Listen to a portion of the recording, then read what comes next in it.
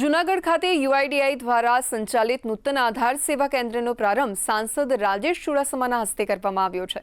કાળવા ચોક સ્થિત Nobel plaza ખાતે શરૂ થયેલું આ કેન્દ્ર શનિ રવિ સહિત અઠવાડિયાના 7 દિવસ સવારે 10 થી સાંજે 6 વાગ્યા સુધી કાર્યરત રહેશે, જ્યાં નિર્ધારિત નજીવી ફી, નવા કાર્ડ અપડેટ અને બાયોમેટ્રિક ફેરફાર જેવી સુવિધાઓ નાગરિકોને ઝડપથી મળી રહેશે।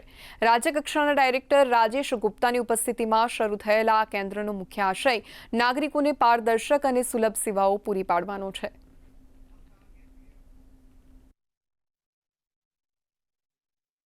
આપણે સૌ જાણીએ છીએ કે આધાર કાર્ડ એ આપણી ઓળખ કાર્ડ છે, ત્યારે કેન્દ્ર સરકાર દ્વારા દરેક જિલ્લામાં આ આધાર સેન્ટરની શરૂઆત કરવામાં આવી છે। એમાં આજે જૂનાગઢ ખાતે આ આધાર સેન્ટર લોકો માટે ખુલ્લું મૂકવામાં આવ્યું છે, કારણ કે અવારનવાર જ્યારે આધાર કાર્ડ અપડેટ કરવું હોય, આપણા ફિંગરપ્રિન્ટ અપડેટ કરવા હોય, ત્યારે લોકોને મુશ્કેલી પડે અને એના કારણે એને 2-4 દિવસ, અઠવાડિયું, મહિનો, દિવસ એમ કરીને ટાઈમ ખૂબ જતો।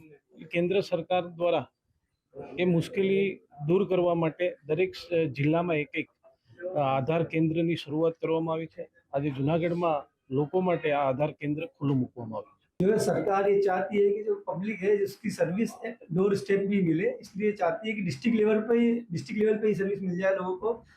स्टेट ऑफिस अहमदाबाद या रीजनल ऑफिस मुंबई नहीं जाना पड़े। इसको देखते हुए ये हर डिस्ट्रिक्ट में आधार सेवा केंद्र प्लान किए गए हैं।